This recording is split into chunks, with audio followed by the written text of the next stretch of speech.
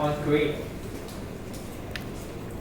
Okay, but you see when I create this on create here, maybe I didn't close the door. Yeah.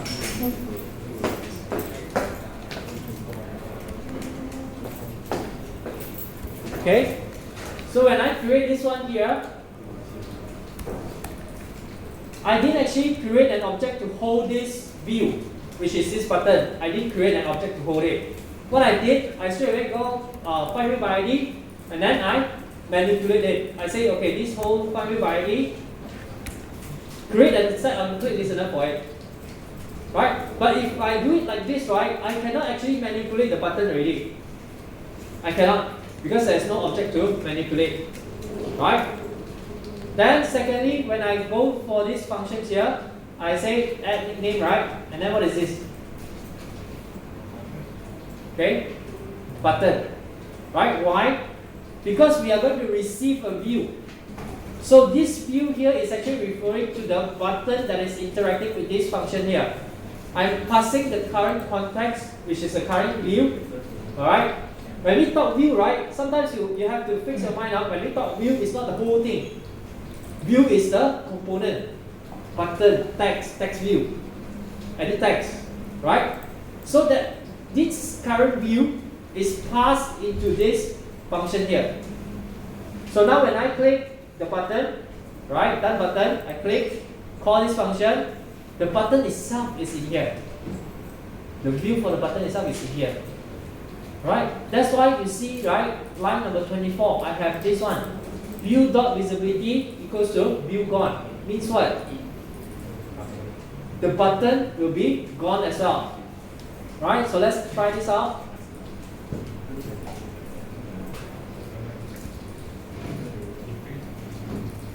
Right, so here I put my name. Right, can you see? This one is not your edit text. This one has already become nickname text view. Right? And then your button is gone, your edit text is gone. Got it? But you see there's one problem. After I click done, right? What is still on the screen? The keypad is still here. It's not supposed to be there, right? Okay, if you want it to close by itself, okay, you need to add in this code. Hide keyboard.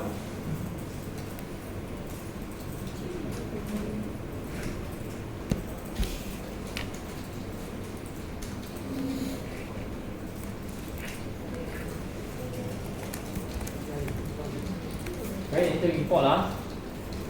So if you add in this line of code, right, your keyboard will actually disappear by itself once you are done. Right?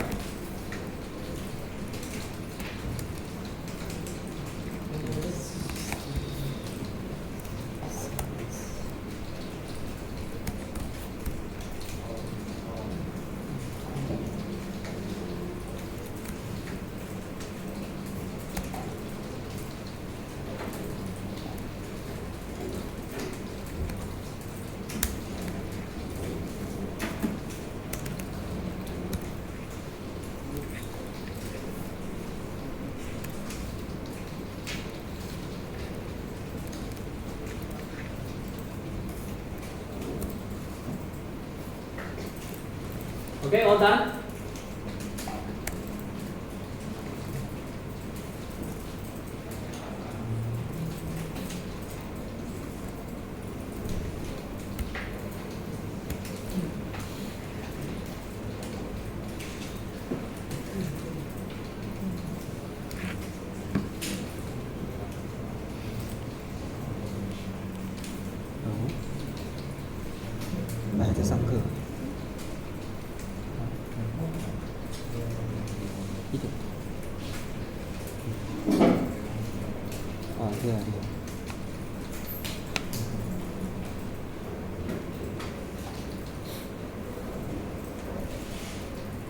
Done?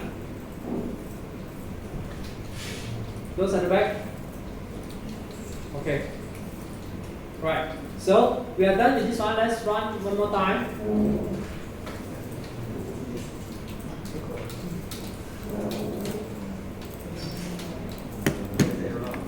see the keypad is gone. Now there is another problem with this one here.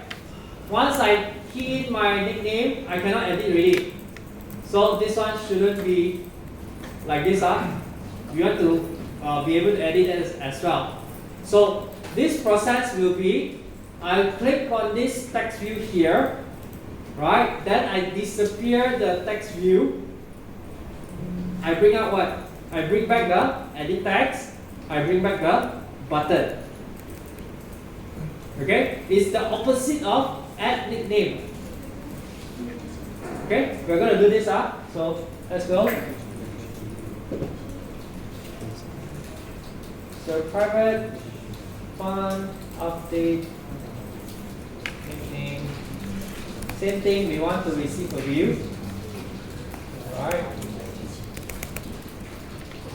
So here we use like the same thing for this one. I just want to. So don't mind me, I just want to copy this one so that I can quickly explain to you. Right, the button.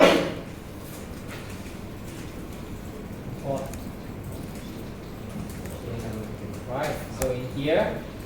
So now we will say we don't have to change the text. What we have to do is we say edit text dot visibility equals to view dot visible. Then button dot visibility equals to view dot visible. Right, then now one more thing. I say view dot visibility equals to view dot one. So then I add in this one. Okay, I let you all finish this one first.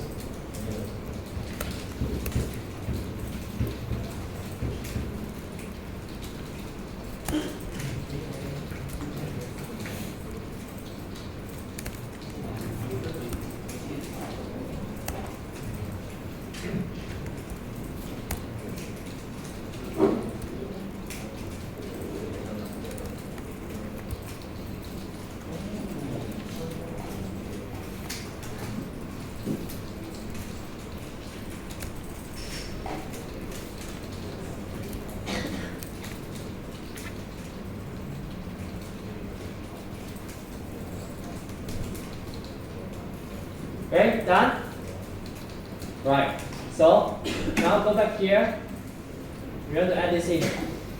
This one is find view by ID, the text view. Again, same thing, we are not actually creating an object to hold this. We straight away call it, and same thing again, we call update nickname, we pass the view into update nickname. So then in here, this one is actually representing what? This view here is representing what?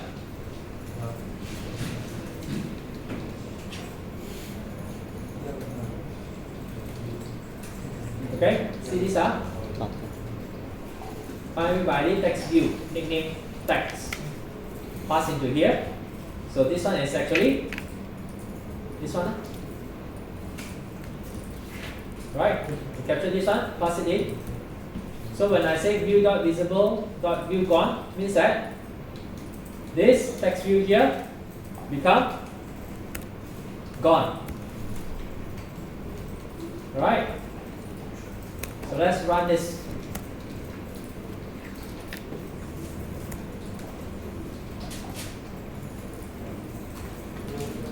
Okay, if I click on the VID here, I can change already now. Right? Everyone able to do this? Okay, so before you go, right, if you take a look at the screen now, there's one problem with my text. Can you see the text is actually underlined? Okay, so go home, solve this problem. Alright, show me next week that you are able to capture the text without the underline. Without the underline, just one simple line only. You need to add in one simple code, right? And if you look at the code that we have here, right now, this is not efficient. You still remember last week? I mentioned, right? Every time we call this function, what are we doing? What are we doing? We keep on calling find view by ID. I mentioned before this is not efficient, right? That's why last week I created a global object to hold it. Then I only call it once, right? Go home, change this code, make it more efficient in calling the find view by ID. Right? Next week, you all show me, Remove the underline. Remove the underline, and then I want you to change this code to make it more efficient for find view by ID. Yeah. You can store it into your GitHub. You don't have to run it. You can just show me how you code out the things. I see your code and then I know what you have done already. Right? Everyone okay? Those at the back? You see now, Jalan? Straight away? Okay. Right. Okay, so that's it for today. Thank you for coming. I'll see you all next week. If you have any questions, you may ask me. Alright. Now I will open this up so that you can go.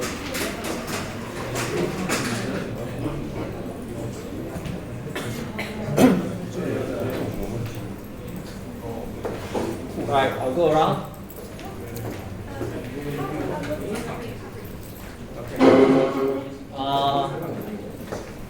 Right.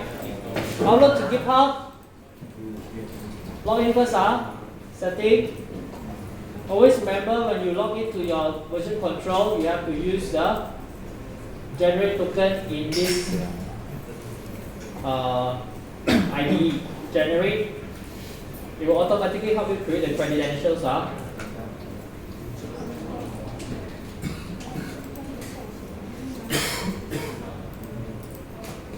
Right, and then here.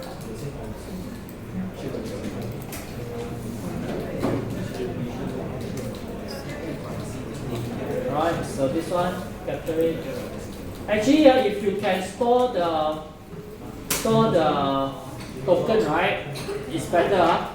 So once you generated this token, okay, once you generated this token, you copy this one, put it into a file or whatever it is, right? So before it expires, you can still reuse, so you don't have to keep on generating. Right, copy this. Go to token here, paste, and then add account. So you have this already. Apply. Okay. Now, again, we need to actually create a local repo to store your code local on the local device first. So go to VCS, create Git repo. Now all together, select this one, create Git repo. Okay? Got it? Or you need to log in first.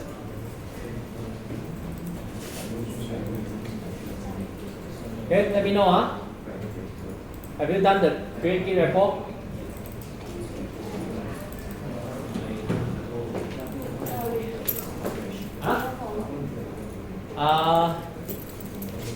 Generate your token first.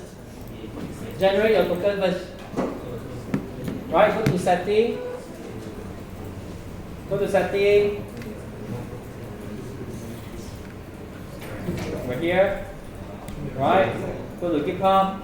You need to add your account, right, and then generate your token. Okay, I already generated mine. You just generate your own token. Now go to VCS here. Right. So create Git repo. Select your folder. Click OK. So when it is this color, all red color already, this is correct.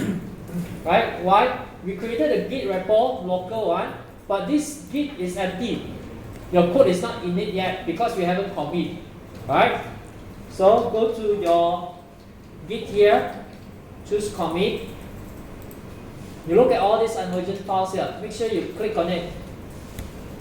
Right? Means you're selecting all the files that you have changed. Right? So this is initial commit. You can name it whatever you want. Then you click commit here. This one.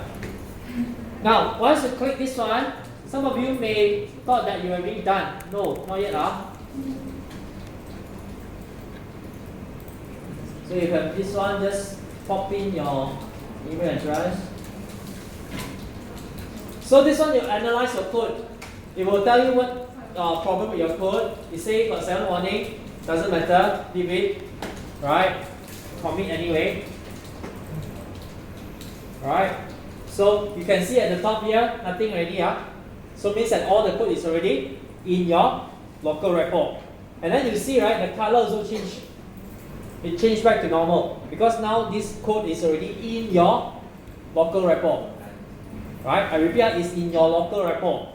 Now we're going to move this local repo to our GitHub. Right? That's why we need our account. Then we go to Git here, GitHub, share project on GitHub. Share project on GitHub. So you will have this now. Okay? Everyone here? Right, then click share. Once you share, it will tell you that you have successfully shared here. Right? So go into your account. Go into your GitHub account. Make sure that the local repo is already there.